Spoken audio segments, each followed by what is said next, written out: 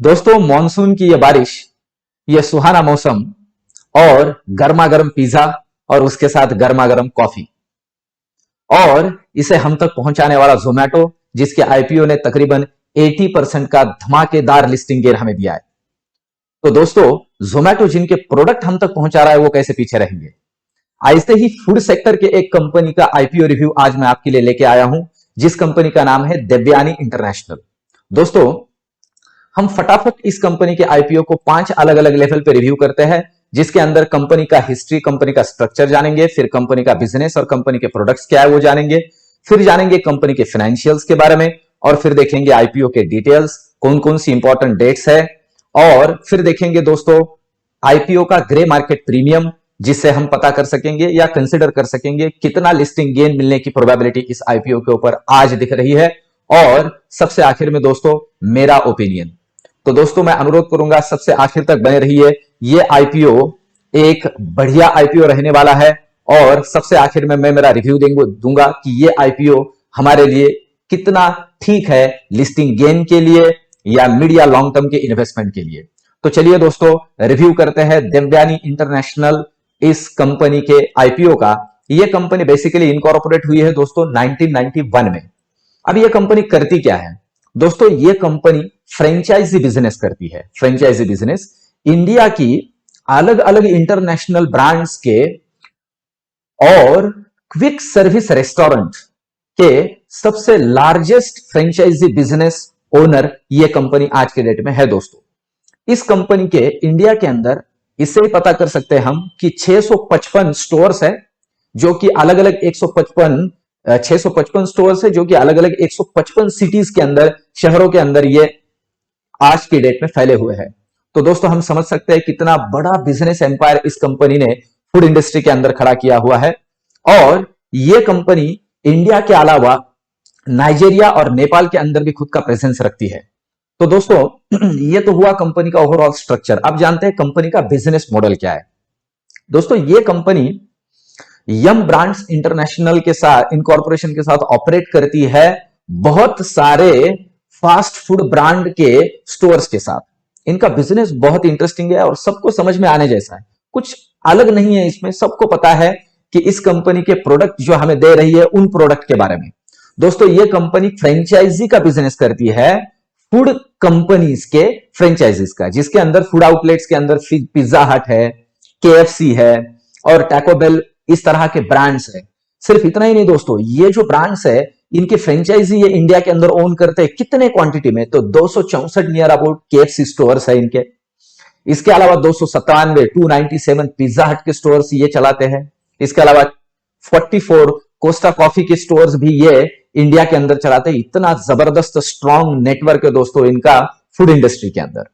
इसके अलावा इस कंपनी का ओवरऑल बिजनेस अगर हम देखें तो 3 वर्टिकल्स में फैला हुआ है, जिसके अंदर सबसे पहला तो ये कोर ब्रांड, जो कि इंटरनेशनल लेवल पे जो अच्छे अच्छे ब्रांड्स है, इनकी फ्रेंचाइजीज इन्होंने इंडिया के अंदर डेवलप की है, जिसके अंदर केएफसी है, पिज्जा हट है, कोस्टा कॉफी है, इस तरह के ब्रांड्स है। इसके अलावा दोस्तों ये कंपनी का इंटरनेशनल प्रेजेंस भी है। जैसे मैंने आपसे कहा कि ये कंपनी फॉरेन कंट्रीज के अंदर, नाइजीरिया और नेपाल के अंदर भी प्रेजेंस रखती है। और इसके अलावा इनका तीसरा जो बिजनेस मॉडल है दोस्तों, या बिजनेस वर्टिकल है, वो इनका खुद के ब्रांड्स है। ये सिर्फ दूसरों के फ्रेंचाइजीज ही चलाते हैं ऐसे नहीं है, खुद के ब्रांड्स भी प्रमोट करते हैं या मार्केट के अंदर वो बेचते हैं, जिसके अंदर ये कंपनी बैंगो नाम से, फिर फूड स्ट्रीट नाम से, फिर मसाला ट्विस्ट या आइस बार या अमरेली या फिर क्रश जूस बार भी मार्केट के अंदर आज की डेट में बेचते हैं। तो फूड सेगमेंट के अंदर वेल डाइवर्सिफाई खुद का बिजनेस इन्होंने डेवलप किया हुआ है दोस्तों। और हम ये भी समझ सकते हैं कि जिन ब्रांड की ये फ्रेंचाइजीज इंडिया में चला रहे हैं, उन ब्रांड्स को किसी एडवर्टीजमेंट या किसी भी बाकी तामझाम की जरूरत नहीं है। तो इनका धंधा, इनका मॉडल बहुत अच्छा है, आगे चल के ये बहुत ही अच्छे से ग्रो कर सकता है। और दोस्तों, इसके अलावा ये जो कंपनी है आरजे ग्रुप का एक छोटा सा पार्ट है, ऐसे हम कह सकते हैं, जिसके अंदर ये इंडिया में पेप्सिको के लार्जेस्ट बॉटलर है। लार्जेस्ट पेप्सिको के ये बॉटलर है इंडिया के अंदर। तो ओवरऑल इनका प्रेजेंस फूड इंडस्ट्री के अंदर बहुत ही तगड़ा है।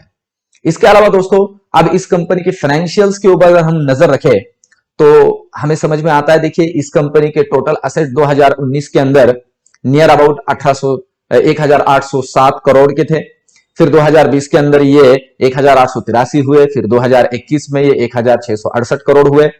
टोटल रेवेन्यू की अगर बात की जाए तो 2019 में 1198 करोड़ का था, 2020 में 1535 करोड़ का था, वही 2021 में 6 महीने तक अभी 1324 करोड़ का है। पर अगर प्रॉफिट आफ्टर टैक्स की बात की जाए तो लॉस आफ्टर टैक्स हम कह सकते हैं, प्रॉफिट नहीं है। और दोस्तों ये एक इसे हम कंसिडर कर सकते हैं, ये बड़ी बात नहीं है। हम सबको पता है फूड इंडस्ट्री का अभी कोरोना की वजह से बहुत ही दिक्कत चल रहा था इन कुछ दिनों में। बहुत से स्टोर तो बहुत दिनों तक बंद ही थे, तो कंपनी लॉस मेकिंग है अभी। नियर अबाउट 2019 में 59 करोड़, फिर 2020 में 78.75 करोड़ और 2021 में अभी तक 81 करोड़ का लॉस ये कंपनी इनके फाइनेंशियल्स में शो कर रही है। पर मैं फिर से आपसे कहूं दोस्तों, इस कंपनी का जो बिजनेस मॉडल है ना, वो ग्रो करने में या पिकअप लेने में बहुत देर नहीं लगाएगा। जैसे हम सब लोग जानते हैं, जैसे ये लॉकडाउन और ये सारी बातें जैसे जैसे रिलीज होती जाएगी, ये कंपनी के प्रोडक्ट मार्केट के अंदर बहुत अच्छे से बिकेंगे और इनका बिजनेस भी बहुत अच्छे से ग्रो करेगा।